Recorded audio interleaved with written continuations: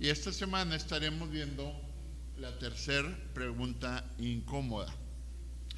Y la tercera pregunta incómoda que estamos viendo, que ahí la pongo, no viene así en la Biblia. O sea, si ustedes leyeron ahorita el pasaje, pues esa pregunta no está ahí, ¿verdad? Es una adaptación de la pregunta en base a lo que sí viene en la palabra de Dios. Y le he puesto, vives lo que lees. Vives lo que lees. ¿Alguien de ustedes conoce algo que funciona pero que no sabe cómo funciona y lo usa? Hay cosas que usamos y no sabemos cómo funcionan. Para reflexionar un poquito, ¿hay algo que usas constantemente pero no sabes cómo funciona o no? ¿O soy el único que no sabe muchas cosas? Por ejemplo, algo simplemente que se mandé. El teléfono celular, lo uso, no sé cómo funciona, ¿verdad? Las computadoras, ¿verdad? Pues aquí yo estoy proyectando algo y sé que ya le pican, pero ¿cómo funciona? Sabrá Dios cómo funciona, ¿verdad? Entonces hay muchas cosas que usamos a diario y no sabemos cómo funciona, ¿verdad? Entonces podríamos nosotros muy bien decir, no sé cómo funciona, pues no lo uso. ¿Hacemos eso? No, ¿verdad? No hacemos eso. Aunque no sepa cómo funciona, lo uso, ¿verdad? Pero podría alguien ahí ponerse muy filosófico y decir, pues esto es muy bueno, funciona muy bien, pero yo no sé cómo funciona. Entonces lo voy a dejar de usar hasta que sepa cómo funciona. Y pues puede sonar su lógica interesante y bien, pues puede ser una lógica interesante, una buena filosofía que esté manejando, pero pues diríamos es ridículo. O sea, no tiene caso. O sea, te estás muriendo de calor, tienes ahí un clima y no lo prendes porque no sabes cómo funciona. Entonces, hasta que sepas cómo funciona, vas a prender el clima. ¿Verdad? Pues suena ilógico, suena extraño y nadie lo hace, ¿no? Oye, ahí tienes el carro, vas a caminar, vas a recorrer 100 kilómetros, ahí está el carro. Sí, pero no lo prendo porque no sé cómo funciona. Y pudiera haber cosas que pudiera ser válido el que pensáramos así, siempre y cuando esas cosas representen un riesgo para nosotros. Pero la pregunta no sería necesariamente cómo funciona, sino cómo se usa. Por ejemplo, un calentador puede traer riesgo, un calentador de gas, pero ahí yo no me pongo a preguntar cómo funciona, sino cómo se usa. Oye, pues cuida que esté conectado, si tienes duda, pues ponle agua con jabón ahí al lado y ve esto y lo otro, entonces le abres aquí, le picas acá, le pones... ya sé cómo funciona. ¿Qué pasa si se apaga? Pues hay una valvulita que va a hacer que todo se cierre. Ok. Ya sé cómo se usa, pero no me clavo en el hecho de cómo funciona. Tomo la precaución de decir, bueno, enséñame a usarlo. Celular, ¿cómo funciona? ¿Quién sabe? Enséñame a usarlo. Yo hace varios años estaba en la ciudad de Tampico, me fui ahí por trabajo y tenía una tía abuela que ya falleció, no, una tía abuela no, una tía, hermana de mi mamá, muy inteligente, muy activa. A sus 86 años se metió a estudiar el seminario donde yo estaba estudiando. Nada más que me dijo, bueno, tuvimos que avisarle al seminario que ella no usa aparatos electrónicos, entonces que ella iba a hacer sus tareas a mano y yo las iba a transcribir. Entonces con esa salvedad dijeron, pues no hay problema, ¿no? Y había exámenes en línea y cosas por el estilo, ¿verdad? Y pues lo hacíamos, ¿no? Ya estamos en el examen y yo le hacía la pregunta y ella me daba la respuesta, y si se equivocaba en una me daban ganas de poner la que era la correcta, pero pues es su examen, ¿no? Entonces ella le regalaron una tablet. Y con esto puedes hacer esto y esto y esto y esto y esto y esto. Ah, ok. ¿De dónde se prende? Ah, se prende aquí. ¿Y cómo le hago? Ah, pues pícale aquí, aquí, aquí, aquí, aquí. Y ya, espérame, iba a poner una libretita y anotaba. Y si a mí me gusta mucho, porque tú te sientes conmigo y me explicas el porqué de las cosas. Entonces, si le picas aquí y sale un letrero, pues lee el letrero y el letrero quiere decir o está diciendo esto, y entonces actúas. No que mis hijos nada más pícale, pícale, pícale, pícale. Y ya donde piqué algo que no funciona, ya me perdí. Entonces, necesitamos a veces instrucciones claras para poder usar algo, ¿verdad? Pero no necesariamente estamos pensando en que tenemos que saber cómo funcionan las cosas. Bueno, algo como esto nos ocurre muchas veces con la palabra de Dios. Ay, ahora sí, hermano, ¿de cuál fumo? Hay muchas veces que leemos la palabra de Dios, no entendemos, no lo usamos. Eso no es para mí porque no lo entiendo. A veces lo hacemos conscientemente, a veces lo hacemos inconscientemente. Entonces, vamos a acercarnos a la palabra de Dios en la parábola del buen samaritano, y una vez más, como las 2 semanas anteriores y varios sermones que me ha tocado compartir con ustedes, vamos a acercarnos a la palabra desde una óptica diferente. No es la óptica que normalmente abordamos el pasaje del buen samaritano. Démosle un vistazo rápido al pasaje del buen samaritano. Dice, cierto maestro de la ley. ¿Quiénes eran los maestros de la ley? ¿Verdad? Pues eran escribas o fariseos, dentro de algunos otros, sacerdotes, etc. Era gente que conocía la ley y le enseñaba. Esos eran maestros de la ley, ¿verdad? Entonces, al Señor Jesús le llamaban rabí, y casi, bueno, no recuerdo, a lo mejor se me escapa por ahí alguna ocasión, casi nadie le menciona maestro de la ley, sino le mencionan maestro o rabí, ¿verdad?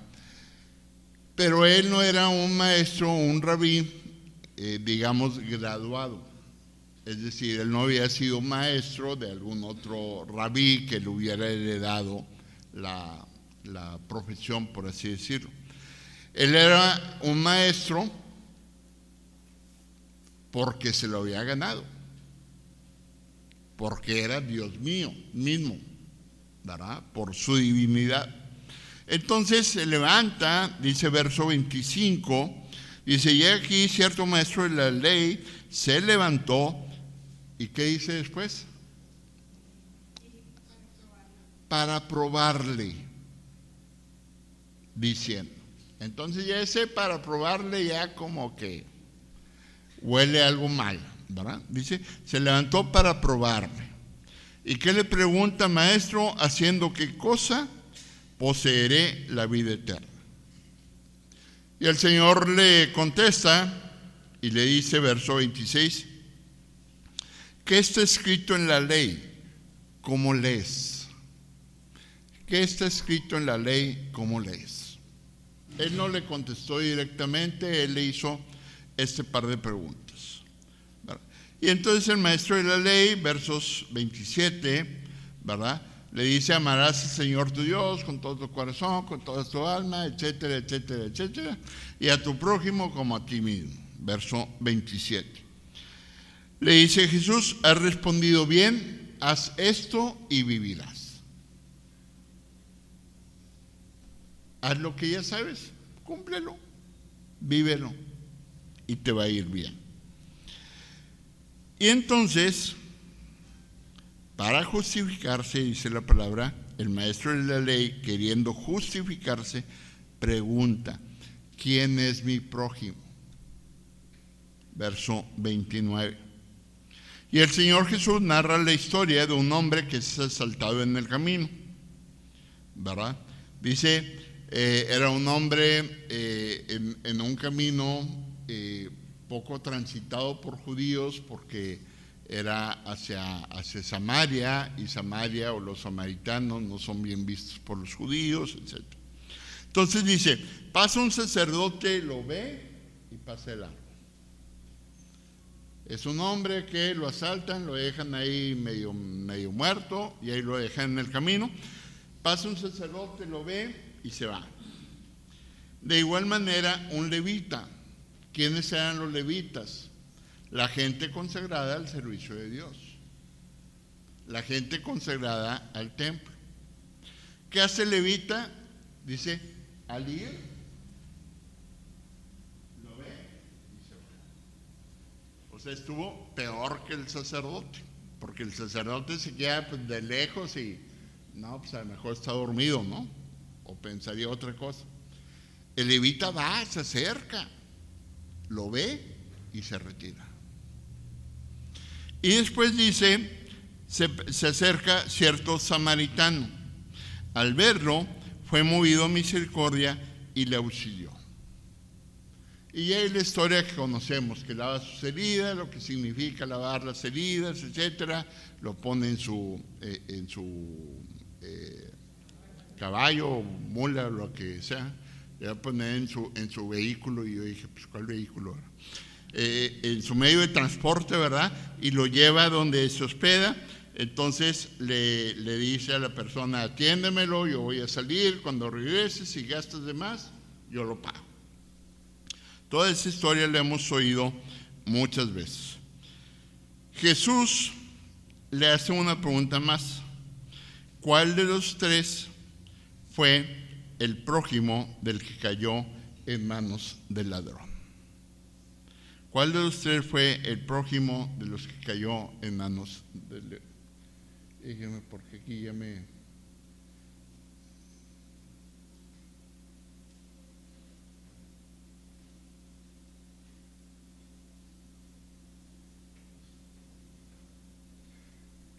Muy bien. Le pregunta, ¿cuál de los tres es el prójimo el que cayó en manos de los ladrones?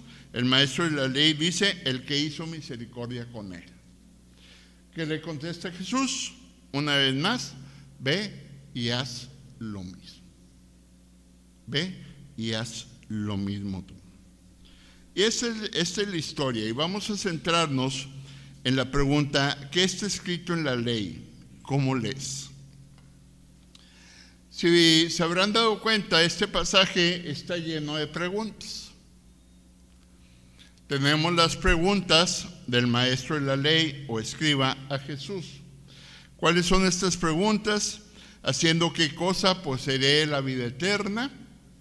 Y la otra es, ¿quién es mi prójimo? Esas son las preguntas que hace el maestro de la ley hacia Jesús. Pero también hay preguntas de Jesús hacia el maestro de la ley. ¿Qué es esto? Ok. Pregunta de Jesús al maestro de la ley. Le pregunta, ¿qué está escrito en la ley? ¿Cómo lees? Y la otra pregunta que le hace, ¿cuál de estos tres parece haber sido el prójimo de aquel que cayó en manos del ladrón? ¿Verdad? Y ya vimos y ya repasamos las respuestas. Algunas de estas preguntas, como decíamos hace un momento, son con mala intención. ¿Por qué? Porque el maestro de la ley se acerca a Jesús, dice, para probarle, ¿verdad? Otra cosa interesante en este pasaje es que el Señor Jesús no le contesta de manera directa al maestro de la ley. ¿Y por qué no le contesta de manera directa al maestro de la ley? Porque se supone que el maestro de la ley ya se sabe estas respuestas. Si no, no fuera maestro de la ley. Es maestro de la ley y él conoce muy bien las respuestas a las preguntas que él mismo hizo. Entonces Jesús le responde con preguntas para que el maestro de la ley vuelva una vez más a reflexionar y ubique él mismo la respuesta. Entonces le dice, pues, contéstate eso, tú ya lo sabes. Casi lo veo. O no sabes para pedir que te quiten de maestro de la ley. O sea, si eres maestro de la ley, lo debes saber. Y claro que contestó adecuadamente, ¿verdad? Muchas veces, hermanos, tenemos la idea, al leer la palabra de Dios, de que los escribas y los fariseos siempre fueron mala onda con Jesús. Y eso es lo que tenemos mucho en mente, que había esa pugna entre Jesús, los escribas, los fariseos y demás. Pero hace no mucho me di cuenta que no necesariamente era así. Y encontré un pasaje que me gustó mucho y que podemos contrarrestar con este pasaje de una forma muy interesante. Y ese pasaje está en Marcos 12, ¿verdad? Ahí lo tienen, a lo mejor las letras están muy chiquitas. Marcos 12, del 28 al 34. Escuchen lo que dicen, o si pueden abrir sus Biblias en ese pasaje y seguirme en la lectura. Marcos 12, 28 al 34. Dice, se le acercó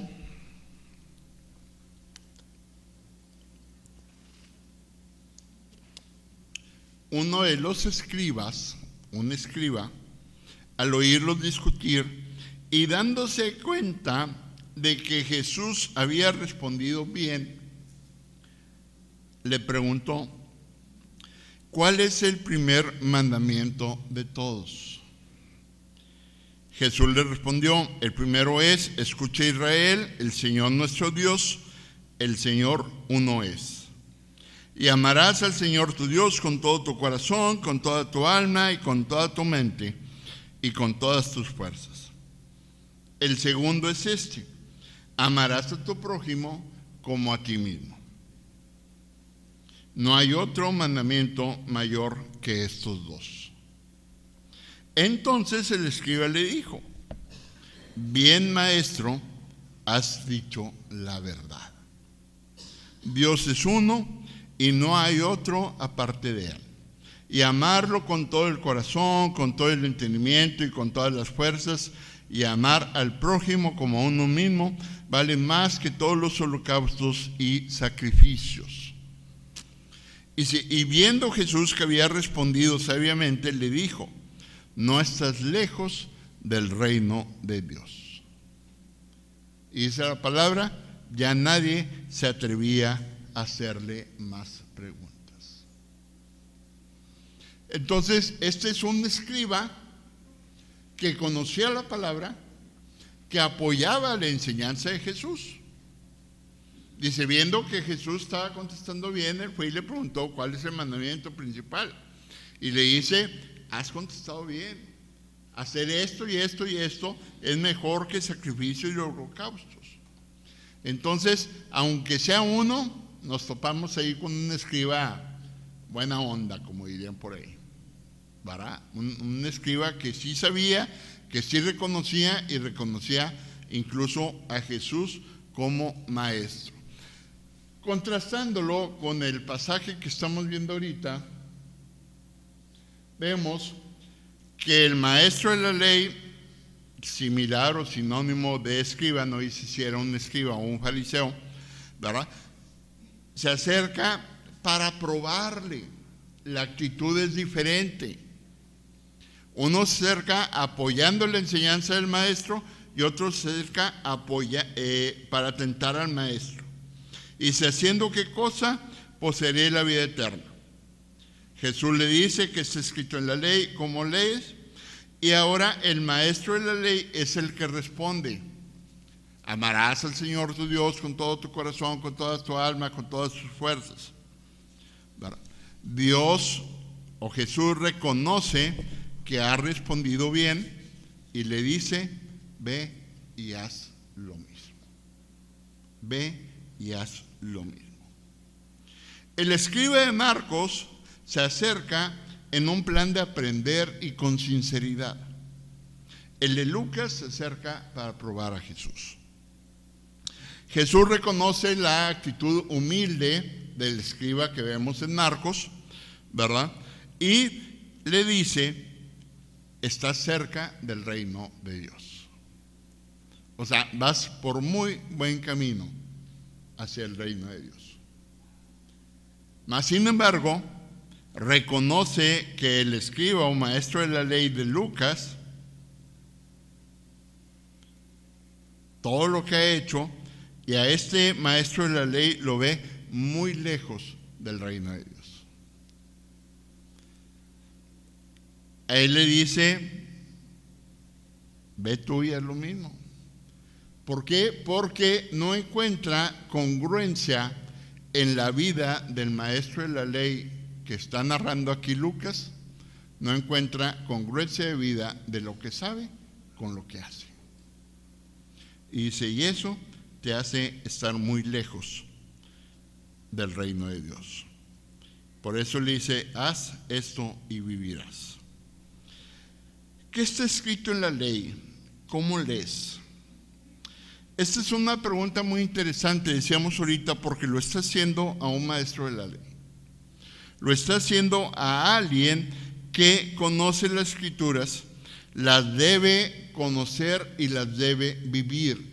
Esa es su responsabilidad como maestro de la ley. Y es interesante además porque el pasaje dice que el maestro de la ley quiere tentar a Jesús.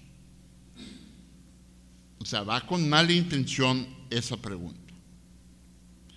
¿Por qué? Porque están buscando acusarlo de algo. ¿Y de qué lo quieren acusar? De llamarse hijo de Dios, de hacerse pasar por Dios. Eso es lo que están buscando y constantemente vemos en la palabra de Dios que están poniendo trabas, están poniendo pruebas, están poniendo cosas. ¿Por qué? Porque quieren buscar algo donde lo puedan acusar. La respuesta del maestro de la ley es acertada con un pequeño inconveniente. No practica lo que responde. No practica y no vive lo que sabe. Dice: sí, amarás a Jehová tu Dios, es la respuesta adecuada, pero vívela, practícala.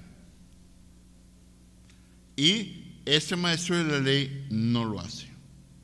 Se busca esconder ante una verdad que dice desconocer, pero que conoce muy bien. Viene a mi mente un pasaje en Mateo 23, del 1 al 3, si quieren anoten por ahí la cita, que dice: así que le dice Jesús a sus discípulos: todo lo que os digan, refiriéndose a los escribas y fariseos, escribas y fariseos, dice: todo lo que digas que guardéis, guárdenlo y háganlo, mas no hagan conforme a sus obras. ¿Por qué? Porque ellos dicen y no hacen. O sea, todo lo que enseñan es correcto. Guárdenlo y háganlo, pero no hagan lo que ellos hacen, porque ellos hacen lo contrario a lo que la palabra de Dios enseña.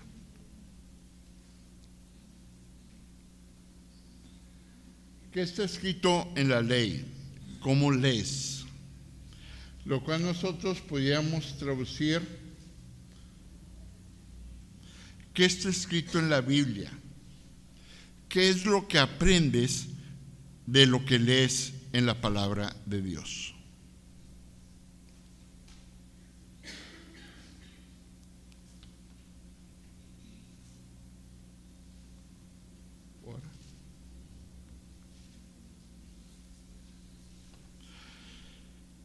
¿Pasas tiempo meditando en la palabra?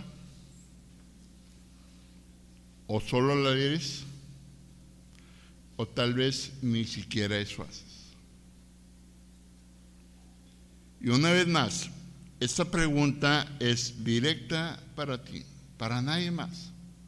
Olvídate de que hay más gente en este culto. Es para ti. ¿Pasas tiempo meditando en la palabra? ¿Solo la lees? ¿O ni siquiera eso haces?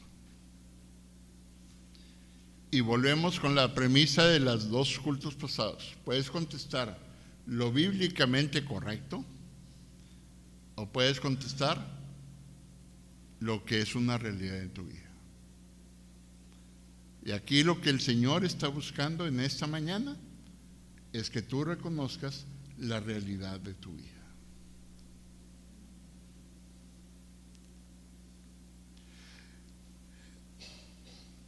Hermanos, ahorita hablábamos del clima, ¿no? Está haciendo mucho calor y tengo clima, pero no lo uso porque no funciona, ¿verdad? Pongamos el mismo ejemplo. Está haciendo mucho calor, ¿verdad? Tengo el clima prendido en una habitación. Entonces yo llego, abro la puerta, me meto al cuarto y me salgo.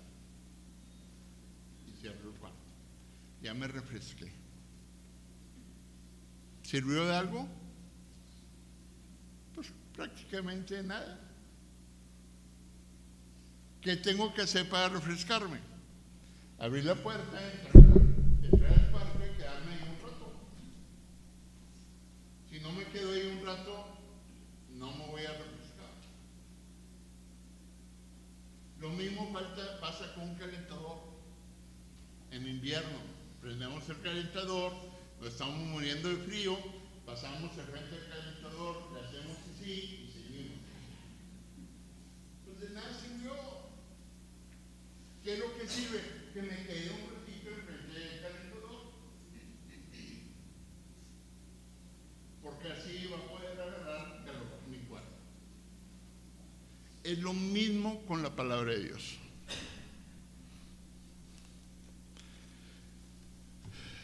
Muchos de nosotros agarramos la palabra de Dios, la leemos, la cerramos y nos vamos.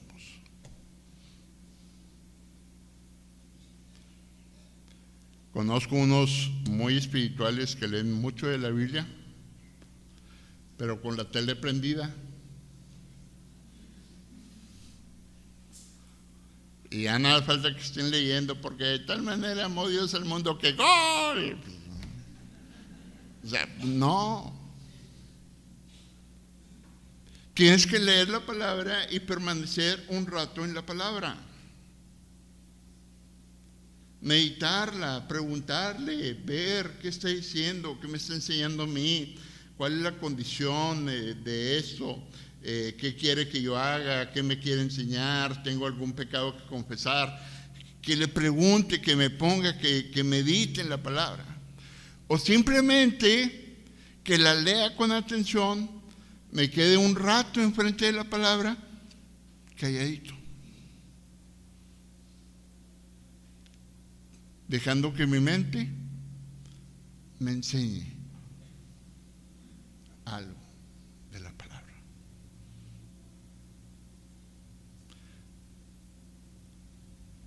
Y hay gente que el domingo antes del culto está buscando su Biblia porque no sabe dónde la dejó el domingo pasado.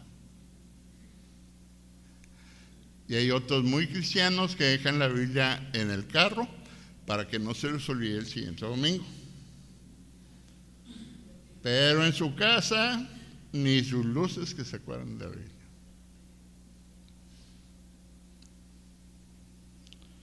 ¿Eres oidor o hacedor de la palabra de Dios? Lucas 1, 22 al 25 dice: pero sean hacedores de la palabra y no solamente oidores, engañándose a ustedes mismos. Porque cuando alguno es oidor de la palabra y no hacedor de ella, este es semejante al hombre que mira su cara natural en un espejo. Se mira a sí mismo y se marcha, y enseguida olvida cómo era. Pero el que presta atención a la perfecta ley de la libertad y persevera en ella, sin ser oidor olvidadizo, sino hacedor de su obra, este será bienaventurado en lo que hace.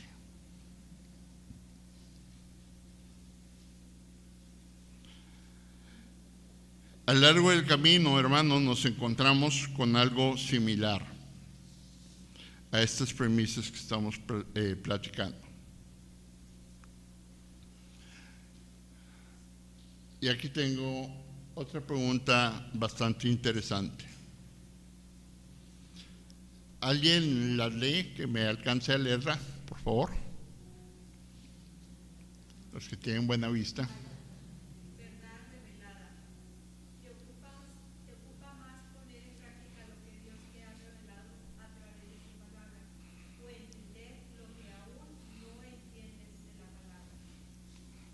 ¿Qué te ocupa más, hermano? ¿Poner en práctica lo que Dios te ha revelado de su palabra? ¿O entender lo que uno entiende de su palabra? Hay muchos, pero muchos, me sorprendo, la verdad, de la gente que sigue por años diciendo: es que no entiendo esto, y no entiendo esto, y no entiendo esto. Y creen que el no entender les exime a ponerlo por obra. Es que no entiendo por qué Dios dice que nos amemos unos a otros y hay unos que son unos cadillos. Pues no tienes que entender, tienes que hacerlo. ¿Por qué la palabra de Dios? ¿Por qué la enseñanza de Dios?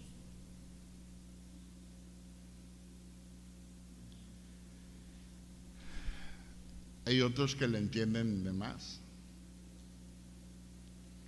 En una ocasión me tocó un querido hermano,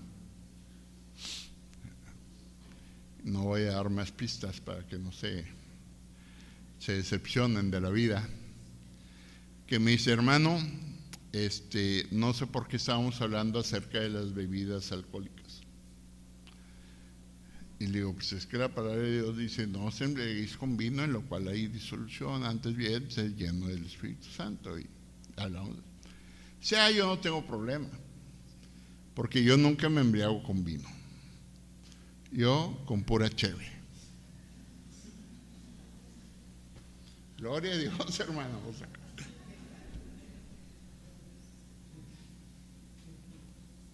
O sea, pues, si le entendí, si le hice caso, con vino no, cheve sí. Entonces, ¿qué es lo que Dios quiere realmente enseñar? ¿Qué hay detrás de esa enseñanza? Estudia, analiza, o simplemente estás justificando tu comportamiento. Hay un dicho por ahí que ya se han de saber, que el que saca el verso del contexto, ¿qué? ¿Alguien se lo sabe? Es para puro pretexto. El que saca el verso del contexto es para puro pretexto, ¿verdad? Entonces, hay mucha gente que insiste en querer entender las cosas que no entiende, y porque no las entiende, no vive la palabra de Dios. Yo no sé si ya les comenté a ustedes, hermanos, discúlpenme porque Me han estado invitando a predicar a varias iglesias y en alguna de ellas ya lo comenté esto y no recuerdo si fue aquí. A mí me preguntan mucho, con cierta frecuencia, si se puede medir el nivel espiritual de la gente. Entonces, pues yo les pregunto, ¿se puede medir el nivel espiritual de la gente, la madurez cristiana? O sea, yo me acuerdo una vez que estábamos en en intermedios, hace 2, 3 años, que yo tenía como 17, 18 años. Llegó una muchachita de 16 años y dice, le doy gracias a Dios porque ya maduré espiritualmente. Y perdónenos, pero muchachos, al fin, y todos soltamos la carcajada, ¿no? O sea, pues ¿cómo mides la madurez espiritual? Y fue algo que entre juego y risa y demás a mí se me quedó grabado. ¿Cómo mido la madurez espiritual de alguien? Puedo decir, este hermano está al 90% de madurez espiritual, este hermano está al 50%, este hermano, no, hombre, ni al 20% llega.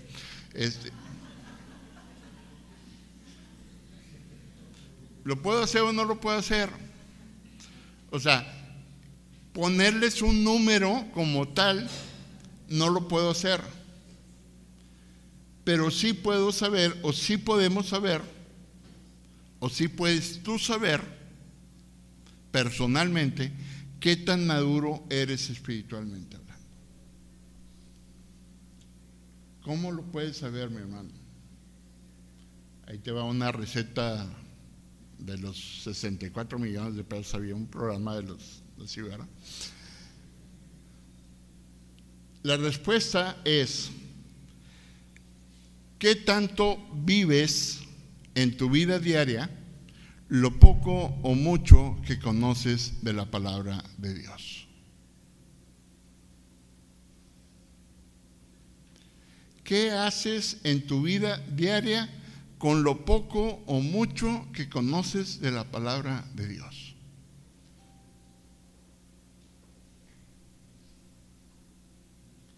Si solo te sabes Juan 3:16, ¿qué haces en tu vida diaria con Juan 3:16? ¿Cómo lo pones en práctica? ¿Cómo lo vives? ¿Cómo lo obedeces?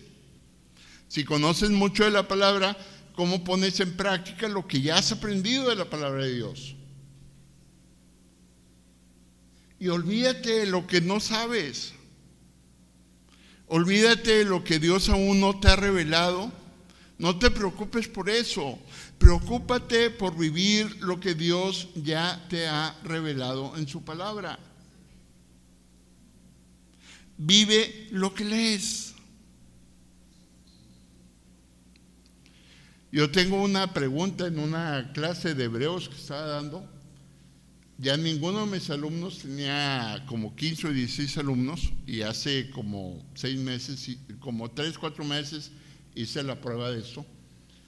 Ninguno de mis alumnos se acuerda de la pregunta que me hicieron, ni uno. Y yo sigo con esa pregunta en mi mente, tratando de encontrar la respuesta. Pero el tratar de encontrar la respuesta no me lleva a no cumplir lo que sí conozco. Es una responsabilidad que yo agarré como maestro de decir, bueno, pues es una interesante pregunta, vamos a tratar de responderla. No he encontrado la respuesta. Son 2018 para acá, 5 años. 5 años intentando encontrar la respuesta y no la he encontrado. Y a mis alumnos ya se les olvidó cuál era su duda. Pero, pues yo sigo porque a mí me interesa eso.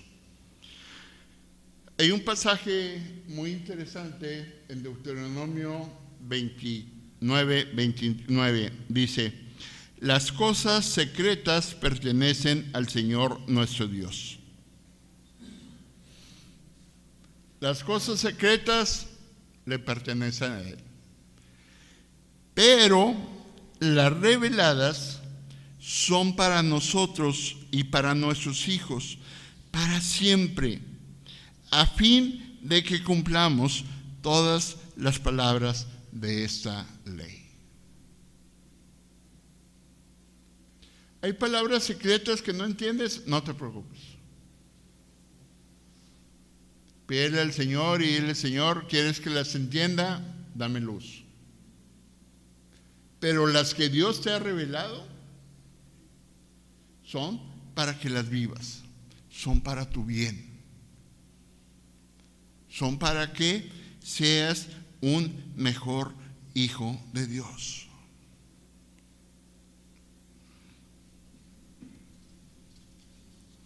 ¿Vives lo que lees, hermano? ¿O nos quedamos tratando de averiguar, o ni siquiera tratamos de averiguar, simplemente movemos un switch en nuestra cabeza, no le entiendo y vamos? Hace como 3, 4 años que empezó la moda ahí de la Biblia NTV, yo la empecé a leer y puse en mi Facebook: estoy leyendo la Biblia en la versión NTV, ¿tú la conoces? ¿Qué opinas de ella? Y les puse así: NTV o Reina Valera 60. No voy a discutir eso ahorita. Y empezaron ahí unos pues, que el NTV la entiendo más fácil, y otros que no sé qué, y todos, ¿no? Y que si te metes esto y esto, pues te conviene esta Biblia y eso, todo. Pero me dio mucha risa y a la vez me dejó pensando un muchacho cristiano de cuna. Y dice: pues a mí me gusta mucho leer la NTV, pero hay veces que le entiendo tanto que mejor me voy a la Reina Valera.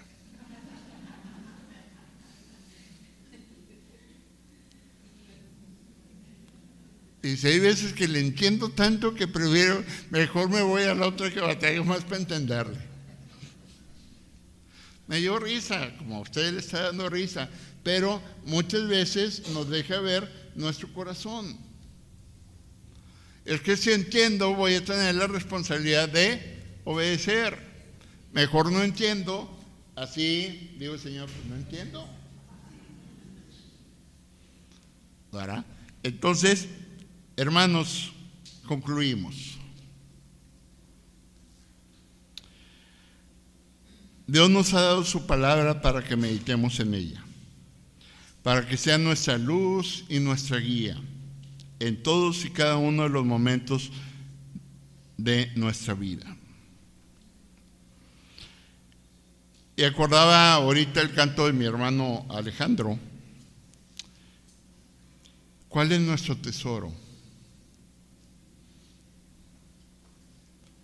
Y en pocas palabras, nuestro tesoro, dice, es Jesús, es Cristo. Pero ¿cómo voy a saber, a conocer y aprender de Cristo? Por su palabra. Tengo que acercarme a su palabra. Y decimos: es que la Biblia es la única regla de fe y práctica. ¿Quiénes están de acuerdo conmigo? Levantan todos los manos. Y entonces, ¿por qué no lo obedecemos? Y entonces, ¿por qué acudimos a 1001 cosas antes del consejo de la palabra?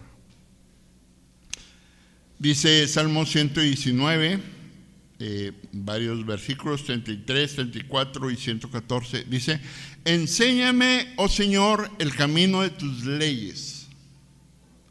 Y la palabra enséñame implica a que estoy dispuesto a aprender. Si yo llego con mi hermano Gary y le digo: enséñame, hermano, de batería, y no me interesa aprender, pues hermano Gary va a decir: pues que le vaya bien, hermano, dedíquese a otra cosa. Si le digo enséñame, es porque estoy interesado en aprender. Enséñame, oh Señor, el camino de tus leyes. Estoy interesado en aprender el camino de tus leyes. Dice: y lo guardaré hasta el fin. Guardar, sinónimo de obedecer, no de guardar en una gaveta. Dame entendimiento y guardaré tu ley, y la observaré con todo el corazón. Mi refugio y mi escudo eres tú. En tu palabra he puesto mi esperanza. Busca, hermano, poner en práctica todo aquello que Dios ya te ha revelado de la palabra, porque haciendo esto vivirás. Vive la palabra de Dios. Acércate con fe, confianza, con un corazón abierto, con una mente sincera, y dile: Señor, enséñame tu palabra y ayúdame a vivir en ella. Dios les bendiga.